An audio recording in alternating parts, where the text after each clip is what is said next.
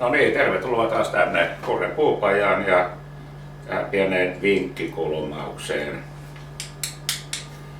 Ja mitä teen? Puhdistan ruuveja. Normaalisti kun sorviin laittaa pakan, niin se on siinä.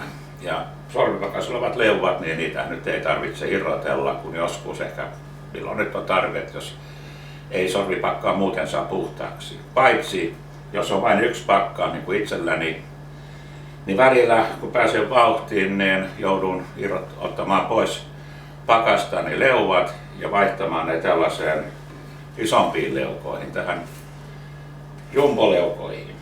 Ja mitä se tarkoittaa, niin on sitten ottaa kuusiokolo avain ja ruveta ruuvaa auki. No minulle kävi nyt vähän hassusti. Tuo yksi ruuvi ei sit suostunut aukeamaan, niin se oli sitten porankone ja poranterä ja sillä minä sitten sain sen kannan pois ja sitten onneksi pihdeillä itse ruuvin pakasta. Tilasin nyt kyllä, sitten soitin ja Kuopioon, että onko näitä hyllyssä tavaraa ei ole ja eikä tiedä, että saako niitä Kanadasta, niin tämä isäntä siellä niin lupasi käydä katsomassa, että jospa Kuopiosta saisi sellaisia ruuveja, mitä tähän kävisi, ja näähän on tuumakierteellä. Ja mitä siinä on tapahtunut on se, että mitä tässä nyt juuri tein, niin monesti jää tekemättä se, että ennen kuin pistää avaimen tänne ruuviin, niin jokainen ruuvi pitäisi puhdistaa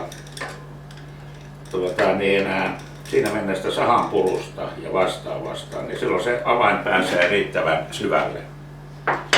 Normaalisti minulla on tässä paineilmasysteemi, jolla saisi pukautettua sen puhtaaksi, niin nyt ei ole. Ja mitä se tapahtuu on se, että kun näitä leukoja joutuu useimmiten vaihtamaan, niin avaintakin joutuu käyttämään ja tämä alkuperäinen avain niin tahtoo mennä hieman pyöreäksi. Joten siihen käy mikä tahansa kuusiokoloavain, joka nyt menee tähän sisälle.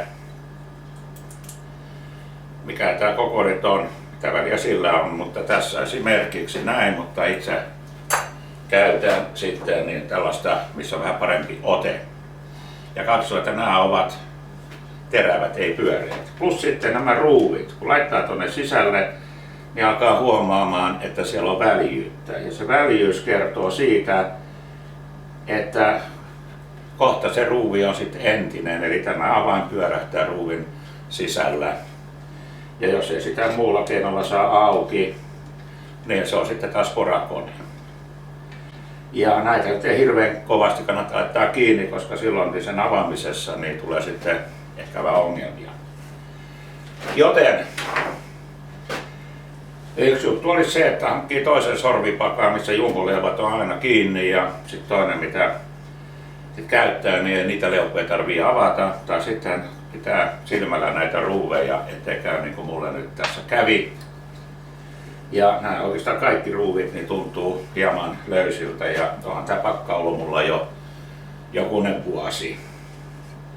Joten tällainen vinkki täältä ja edetään seuraavaan asiaan.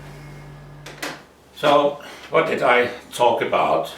Well, you don't know if you don't speak Finnish, so I try to say a few words in English too. It's about one-way chuck that I got in here. Behind it's a small one. About the screws and about the jaws. There are the small ones. Then there's the big ones. And occasionally, time to time, I need to replace, to switch over the jumbo jaws to the smaller ones, original ones. And what happens is that I will use this kind of tool to open it, remove it, and put it back the small ones to screw it. But what happens is that since I've been doing this for a couple of years, these screws start to be as yesterday's news. The hole in there is getting around.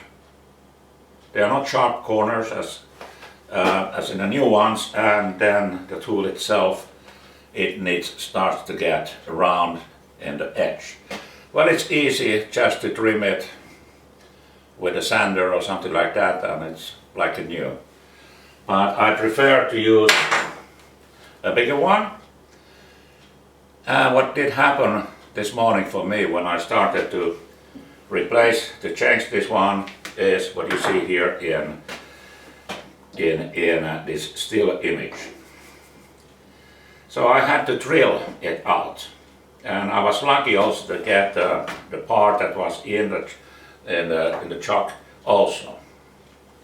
So the one thing to keep in mind is nothing lasts forever, not even this Canadian one-way screw. So I ordered some new. Let's see when I will get those.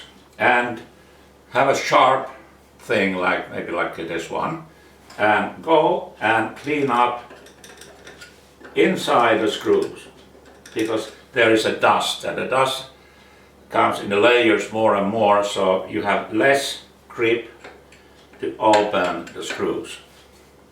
So to avoid using the drill to change these jaws, keep it clean and have a fresh tools to do it, and you are on a home run. Thanks for this time.